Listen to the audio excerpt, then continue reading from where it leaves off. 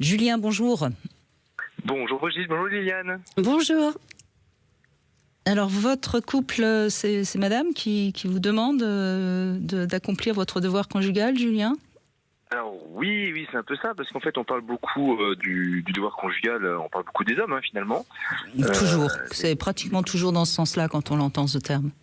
Mais oui, mais moi je pense que ça peut vraiment exister dans les deux sens, parce que moi effectivement, ma femme, elle est un peu plus demandeuse que moi, on va dire. Parce que voilà, je suis fatigué parfois, j'ai du travail, je suis stressé, j'ai pas forcément l'envie, quoi. Donc du coup oui, c'est elle qui est un peu plus en demande. D'accord, et est-ce que vous vous sentez obligé tout le temps ou comment vous faites ? Non, mais c'est pas que après obligé.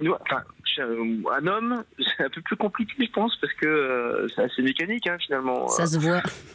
Ça se voit un peu. Vous pourriez la faire jouir sans forcément avoir une érection. C'est l'idée, c'est que pour justement pas la frustrer, parce que mine de rien, voilà, elle va être frustrée, c'est ça le problème. Parce que ce qu'elle veut, c'est que vous la pénétriez pour parler pas clair. Forcément. Non, donc. Pas forcément. Bon. Parce qu'il m'arrive justement de lui faire une petite gâterie, même quand je suis pas vraiment dans le truc en fait, mais je lui fais une bonne gâterie pour lui faire plaisir, je fais bien. J'essaie de compenser autrement. D'accord, mais est-ce que chaque fois qu'elle demande, vous vous sentez prêt à la satisfaire ? Disons que parfois je n'ai pas forcément envie, mais je vois que c'est important pour elle. Donc du coup, moi, j'essaie de faire en sorte qu'elle soit satisfaite d'une manière ou d'une autre. Est-ce que vous éprouvez de l'appréhension ? Pas moi. Alors c'est bon. Pas moi, parce qu'en fait, il y a du désir quand même, mais parfois il y a de la fatigue aussi, mais en fait, il faut rester libre. Moi, j'ai pas de l'appréhension parce que je suis libre.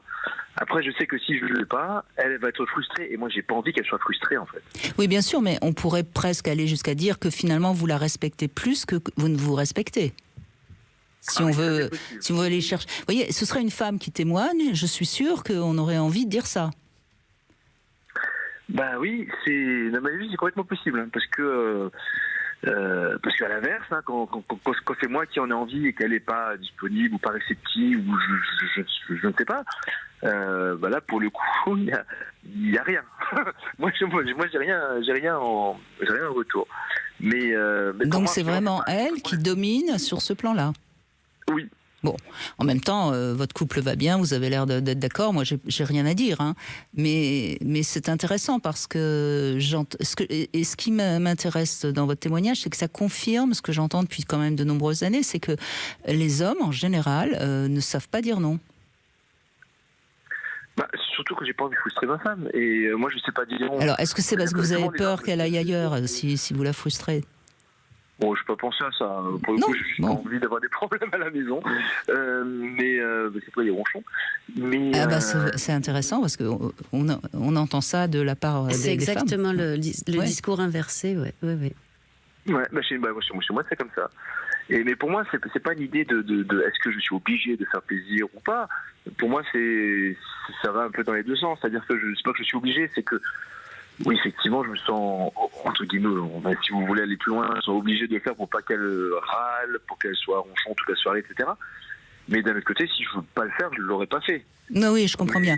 Mais ça veut bien dire, ce qui est très important dans votre témoignage, Julien, ça veut bien dire que il y a quand même aussi des femmes qui ressentent la même chose qu'un homme, c'est-à-dire qu'elles ont une pulsion sexuelle, et si cette pulsion n'est pas assouvie, il y a de la frustration, il y a un peu de colère, il y a de la bouderie, il y a quelque chose qui les met mal à l'aise. Et parce que vous aimez votre femme et que vous n'avez pas envie de subir quelque chose qui ne serait pas agréable à subir, vous préférez lui faire plaisir et la faire jouir.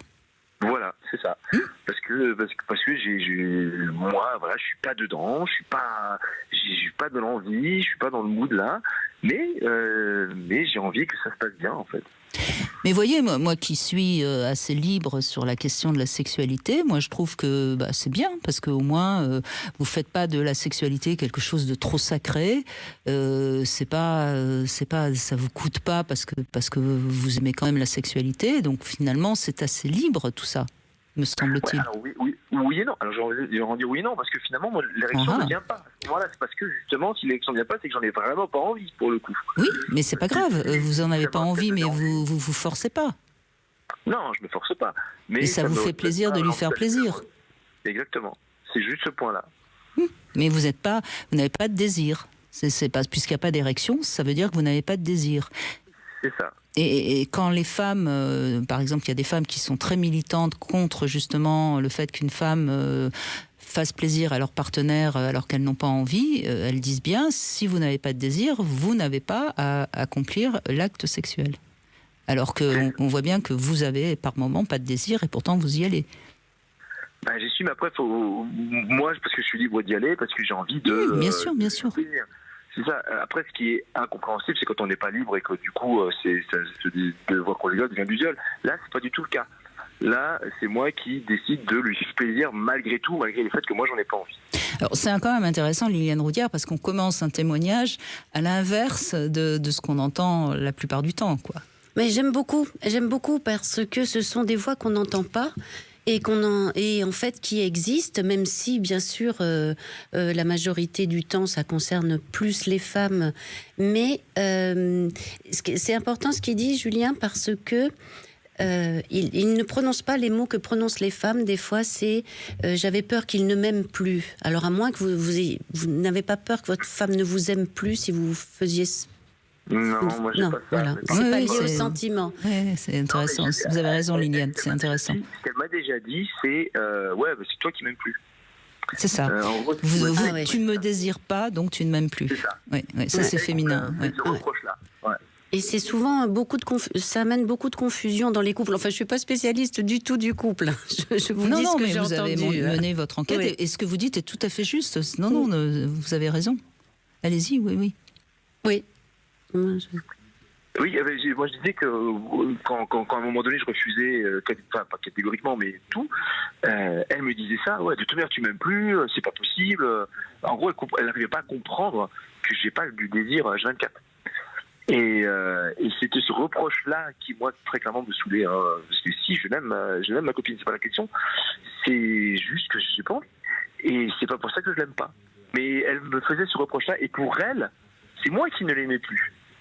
Donc du coup, quelque part pour lui montrer que je l'aime, donc pour aussi lui faire plaisir, j'utilise une gâterie. Vous accomplissez le devoir conjugal pour la paix des ménages. Exactement. C'est la phrase qu'on aurait entendue il y a quelques dizaines d'années. Oui. Mais à ce stade-là, c'est même plus du devoir conjugal. Je pense que c'est une sorte d'équipage qui fait route ensemble et qui se débrouille.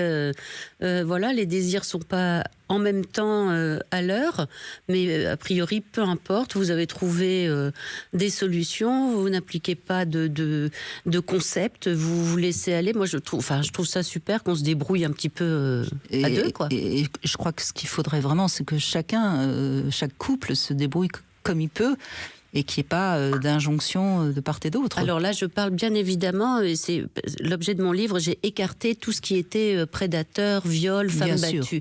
Je parle d'un monde dont on parle peu, parce que bien sûr qu'il faut parler de toutes les victimes, etc. Mais moi, j'ai voulu parler des gens, ce que j'appelle ordinaires. C'est pas le bon mot, mais j'ai pas trouvé mieux, c'est-à-dire des gens comme vous et moi, commencer notre réel. Je voyais bien que c'était pas du tout la même chose que ce qu'on lit beaucoup, ce qu'on regarde sur les réseaux sociaux, etc. Et attention, là, ce que j'ai fait comme témoignage, ça n'a rien à voir. Hein. C'est vrai que moi, ça me révolte quand j'entends ça, quand j'entends que certains hommes disent le devoir conjugal, qui est presque du viol pour leur femme, parce qu'elles n'ont vraiment pas envie, etc. Donc ça n'a rien à voir. Pour le coup, ça n'a vraiment aucun... Non, mais on entend bien que vous le faites tous les deux dans l'amour et le respect mutuel et que tout se passe bien. Et votre témoignage est très intéressant parce que ça montre bien que que c'est pas aussi binaire qu'on le dit tout le temps. Merci beaucoup, Julien. On fait une